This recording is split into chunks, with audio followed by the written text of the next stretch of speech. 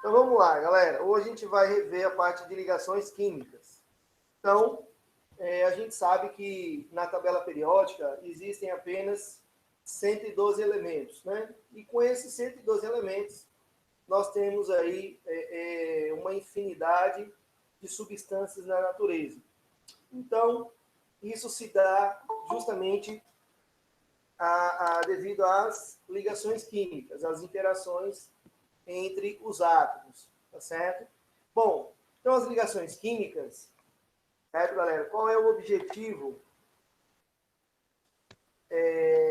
Qual é o objetivo das ligações químicas? Bom, o objetivo, tá, de um átomo se ligar a outro, galera, é a intenção, o objetivo é de adquirir uma estabilidade. Tá? Então, os átomos eles vão interagir entre si, tá? De modo a atingir uma estabilidade. Então, essa interação entre os átomos ele acontece através dos elétrons, das camadas de valência.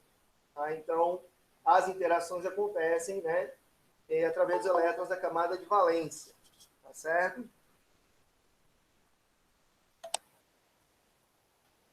Só um minutinho aqui, deixa eu só permitir aqui.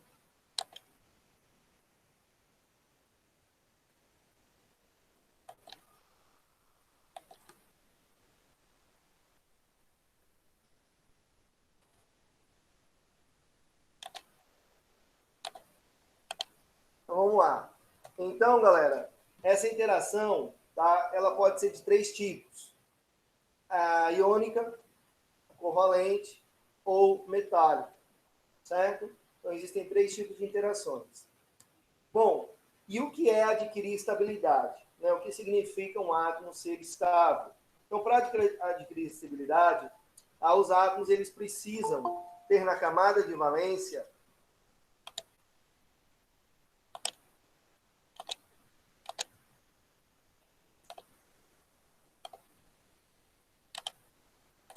então eles precisam ter na camada de valência um número de 8 elétrons, tá certo? Que é justamente a quantidade de elétrons que os gases nobres têm na camada de valência. Então, os gases nobres recebem este nome, gases nobres, justamente por quê? Porque eles não interagem com outros átomos, porque eles já são estáveis por natureza. Então, os átomos, né, a tendência é que eles interajam entre si de modo a atingir esses 8 elétrons na camada de valência, uma configuração semelhante à dos gases nobres. Claro que com a exceção, tá, galera, do gás hélio. Então, se a gente olhar para a tabela periódica, o gás hélio ele tem 2 elétrons na camada de valência. Então, alguns átomos se estabilizam com 2, tá certo? Então, essa teoria ela é conhecida como teoria ou regra do octeto. Certo? Então, em outras palavras, o que diz essa teoria? Um átomo estará estável quando ele possui apenas 2 elétrons no total, tá? Que é a configuração eletrônica semelhante à do gás hélio, né? Ou 8 elétrons na camada de valência, como os gases nobres. Certo? Bom, vale ressaltar o seguinte, galera. Há exceções a essa regra. Tá? Então, essa teoria ela se aplica principalmente, tá, aos elementos representativos. Tá? Os elementos representativos são aqueles elementos do grupo 1, 2, 13, 14, 15, 16, 17 e 18. Tá certo? Agora, existem alguns elementos representativos que também fogem a essa regra, tá certo? Então, por exemplo, o berílio, né? O berílio, ele se estabiliza com 4 elétrons. O boro, ele se estabiliza com 6 elétrons. Tá? E tem alguns elementos, como, por exemplo, o enxofre e o fósforo, que podem expandir, tá? Esses 8 elétrons na camada de valência, expandindo aí normalmente para 10 e 12 elétrons, tá certo? Bom, então vamos ver como é que funciona, como é que funciona uma ligação iônica, também chamada de eletrovalente, certo? Bom, como o próprio nome já diz, né, galera? Olha só. Ligação iônica. Então, tem a ver com íons. Então, ela ocorre através de uma interação muito forte, tá, entre íons de cargas positivas. Lembrando aqui, quem são os íons? Ânions e cátions. Há íons positivos e íons negativos. Tá? Então, dessa forma, esses elementos que formam ligações iônicas, eles apresentam uma diferença de eletronegatividade. Tá certo? Bom, e quanto maior for essa eletronegatividade, tá certo? Mais forte será essa interação entre esses átomos. Bom, então uma ligação iônica, galera, ela sempre vai ocorrer entre metais e ametais, tá certo? Então, metais vão transferir elétron para os não metais ou ametais, tá certo? Então, dessa forma, em uma ligação iônica, os metais, tá, sempre serão os cátions, ou seja, os íons positivos, e os ametais sempre serão os ânions, os íons negativos, certo? E aí, de uma forma geral, a gente pode pensar da seguinte forma: elementos dos grupos 1, 2 e 13 sempre vão tender a doar elétrons. Então, grupos 1, 2 e 13 vão doar elétrons. Quantos elétrons? 1, 2 e 3, respectivamente. Então, elementos do grupo 1 doam um elétron, elementos do grupo 2 transferem 2 elétrons, e elementos do grupo 13 transferem 3 elétrons. Tá certo? E os elementos do grupo 15, 16 e 17, galera, possuem a tendência a ganhar elétrons. Tá certo? Então, elementos do grupo 15 têm a tendência a ganhar 3 elétrons, aí está errado, tem que arrumar, tá? 3 elétrons. Elementos do grupo 16 têm a tendência a ganhar 2 elétrons, e os elementos do grupo 17 têm a tendência a ganhar 1 elétron. Tá? Aí está invertido no slide, depois eu vou ajeitar, tá certo? Alguma pergunta até aqui, galera? Alguma dúvida? Não? Podemos seguir adiante? Então, vamos lá. Então, exemplo de formação de compostos iônicos. Como é que nós formamos, né, um composto iônico? Então é o seguinte, galera, vamos imaginar aqui sódio e cloro, tá? NaCl. Se nós pegarmos a distribuição do sódio, nós temos aqui, ó, 1S2, 2S2, 2P6, 3S1. Tá? Então, o sódio é do grupo 1. Olha, ele tem um elétron na última camada aqui, na camada de valência. Então, ele perdendo esse 1 elétron, 3S1, tá certo, galera? Ele se torna semelhante ao neônio. Então, ó, ele vai ficar Na+, porque ele perdeu um elétron, certo? 1S2, 2S2, 2P6. Nessa camada aqui, ó, 2S2 e 2P6, ele tem 8 elétrons, certo? Cloro, 1S2, 2S2, 2P6, 3S2, 3P5. Então, ele ganha um elétron na camada 3P5, se torna semelhante ao argônio, com também 8 elétrons na última camada ou na camada de valência. Beleza? Então, dessa forma, como é que nós construímos, né, esse composto iônico, a representação desse composto iônico? Na+, porque ele perdeu um elétron, Cl-, porque ele ganhou um elétron. Então, galera, o símbolo, tá? O que nós temos que pensar aqui, ó? NaCl. Por que NaCl? Porque o que é a carga? Olha só. O que é a carga? Lá. O que é a carga do sódio, tá certo? Vai virar índice do cloro. E o que é a carga do cloro vira índice do sódio. Então, eu tenho mais 1, eu vou ter um cloro. Menos 1, eu vou ter um sódio. Então, a forma é NaCl. Quando nós escrevemos essa fórmula, tá, desse composto, o símbolo do cátion tem que vir antes do ânion, certo? Ou seja, o íon positivo vem antes. A fórmula que nós escrevemos deve apresentar a menor proporção em números inteiros, tá certo? E as cargas elétricas, elas não aparecem na fórmula final, tá certo? Não aparecem na fórmula final. Beleza? Outro exemplo aqui, ó, entre cálcio e flúor. Olha só, o cálcio, número atômico 20. Tá? Fazendo a distribuição de eletrônico, nós vamos observar que ele tem 2 elétrons aqui na camada de valência. Então, ele vai perder esses 2 elétrons desse 4s2, desse nível e subnível. Quando ele perde esses 2 elétrons, ele se torna semelhante ao argônio, uma distribuição eletrônica, né, semelhante à do argônio. Olhando para cá, você tem camada 3 é a de valência, 8 elétrons aqui, beleza? Para o flúor, olha só.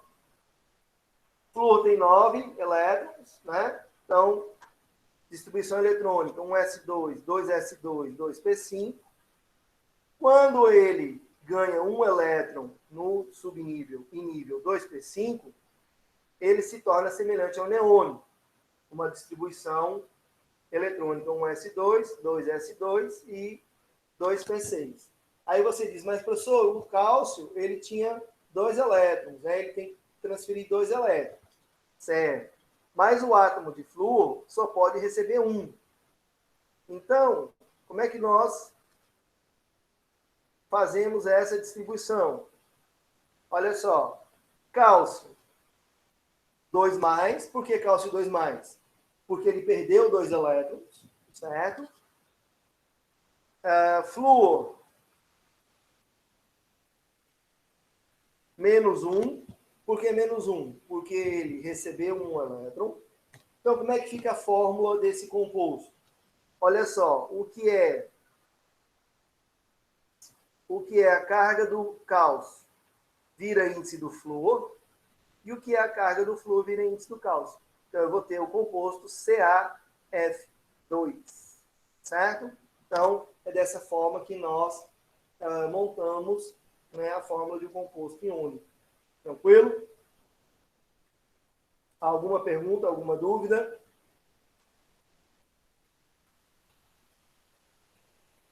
Não? Então, vamos lá. Então, ó, a carga do cálcio se torna índice do flúor e a carga do flúor se torna índice do cálcio. Aqui é flúor, tá, galera? Não é flúor.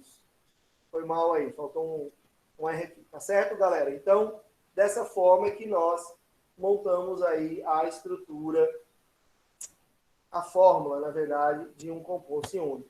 Certo? Existe uma outra representação para esses compostos iônicos, que é a estrutura de Lewis. Então, vamos ver como é que fica a estrutura de Lewis para o cloro, para o NaCl. Está aqui, ó, galera.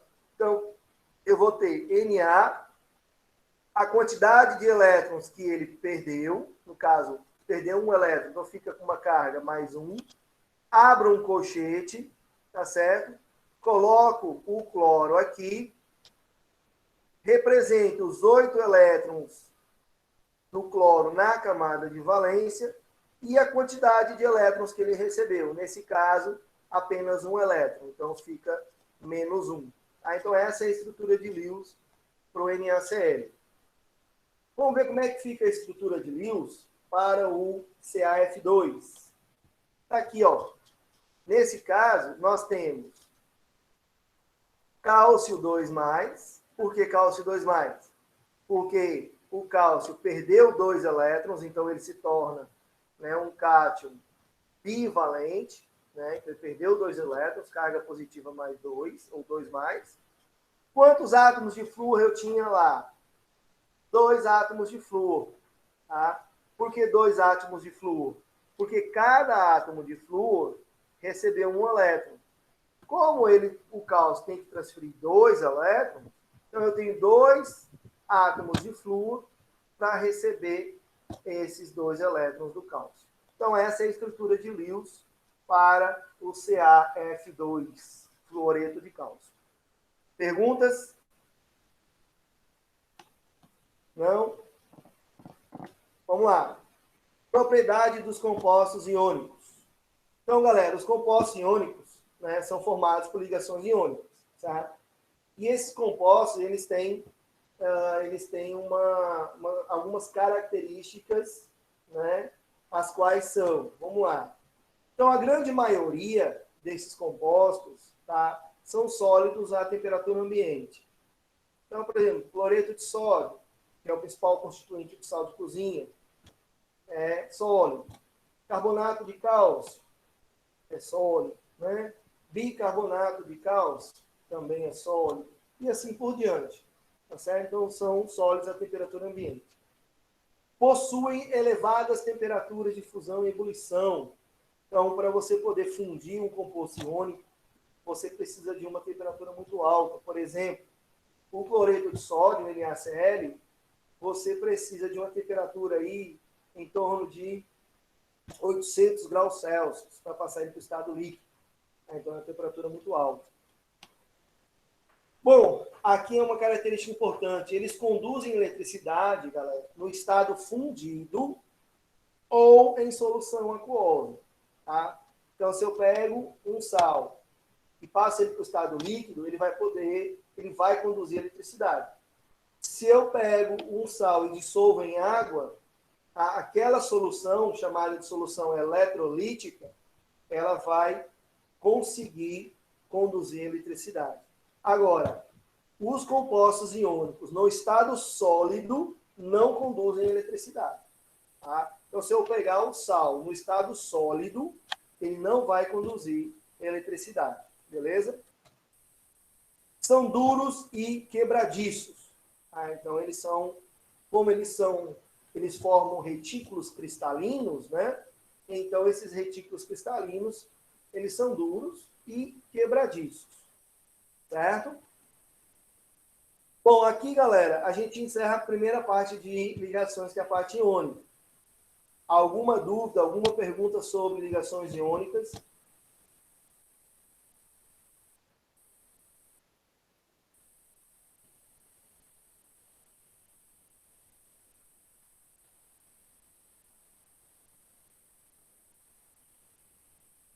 Vamos lá, depois a gente fala sobre isso, tá certo? Professor, olha rapidinho o chat que estão perguntando uma coisa. Eu vi sobre as provas. Eu já não disse no início da aula, vai o que sobre as provas? Vai ter que repetir, eu acho. Quem quer saber? Arthur, você chegou depois que eu iniciei a aula, foi?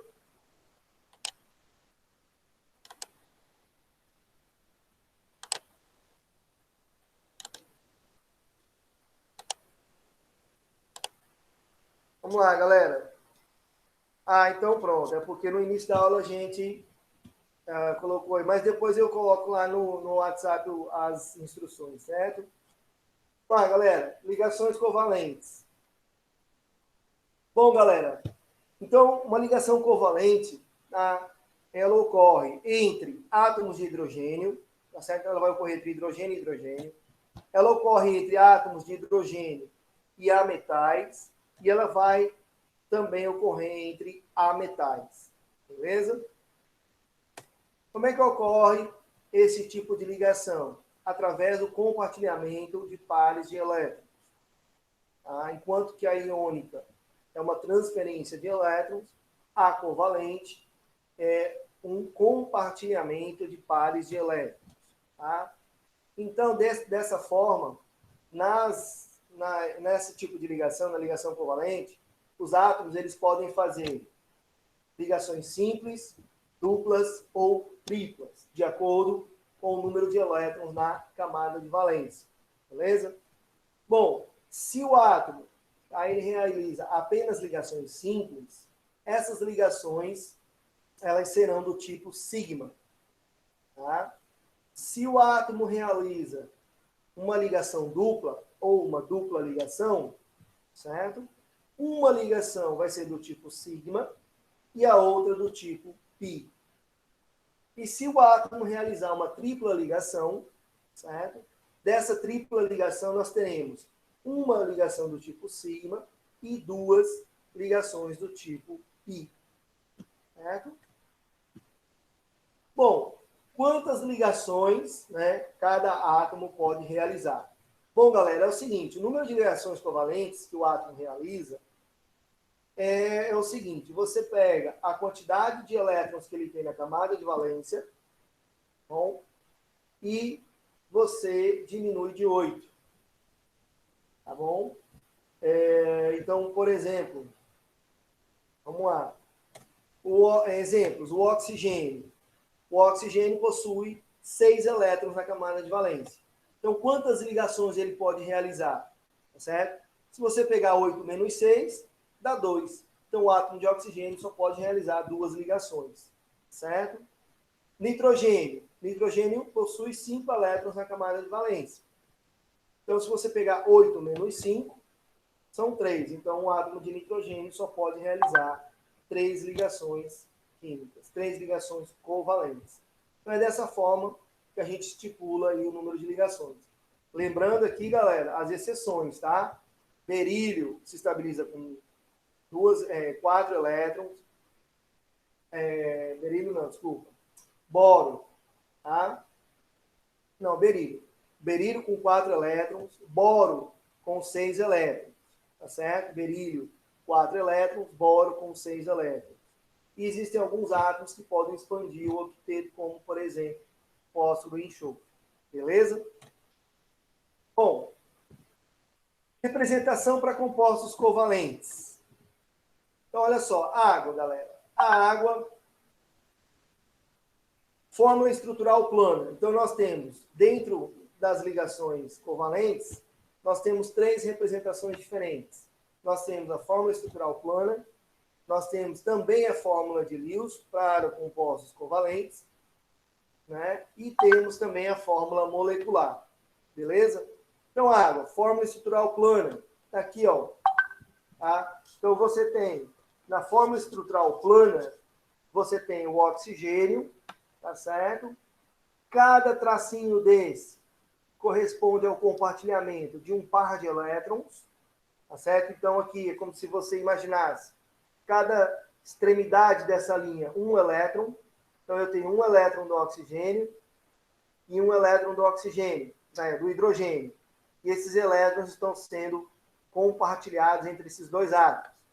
Daqui é da mesma forma, um elétron do oxigênio, um do hidrogênio. E esses elétrons sendo compartilhados entre os dois átomos. Então, aqui nós temos a fórmula estrutural plana para a molécula d'água. Fórmula de Lewis. Como é que nós representamos a fórmula de Lewis para um determinado composto? Galera, é o seguinte. Na fórmula de Lewis, nós colocamos os átomos que estão fazendo parte da ligação, certo? E todos os elétrons envolvidos nesta ligação. Então, por exemplo, o oxigênio do grupo 16, ele tem 6 elétrons. Então, está aqui, ó, 2, 4, 5, 6 elétrons do oxigênio. O hidrogênio tem 1 elétron. Então, o que acontece? O hidrogênio, tá? O hidrogênio está compartilhando par de elétron com esse oxigênio. Então, esse par de elétron aqui, ó, ele está representado na fórmula estrutural plana por esse traço, certo? E este elétron aqui, esse par de elétrons aqui, está sendo representado na fórmula estrutural plana por este traço. Só que ainda na fórmula de Lewis, nós colocamos os elétrons que não participam da ligação, que são esses elétrons aqui, ó. Esses elétrons aqui, galera, que não participam da ligação, nós chamamos de quê? Elétrons livres. Tá? Elétrons livres. Então, nesse caso, o oxigênio, ele tem 2 pares de elétrons livres. Certo? E tem ainda a fórmula molecular. A fórmula molecular nada mais é do que é expressa onde você coloca os átomos que fazem parte da substância, né? E a quantidade de cada átomo, né, que está participando daquela ligação química, daquela ligação covalente. Então, aqui nós temos H2, que são 2 hidrogênios, ligados a um oxigênio. Está aqui o oxigênio. Certo? Bom, As ligações covalentes, tá, galera? Elas podem ser de dois tipos. Nós podemos ter uma ligação covalente polar e podemos ter uma ligação covalente apolar. Tá? Então, o que é, né, o que são esses tipos, essas ligações? O que significa ser polar e apolar? Então, olha só. Ligações polares, tá? Ligações covalentes polares.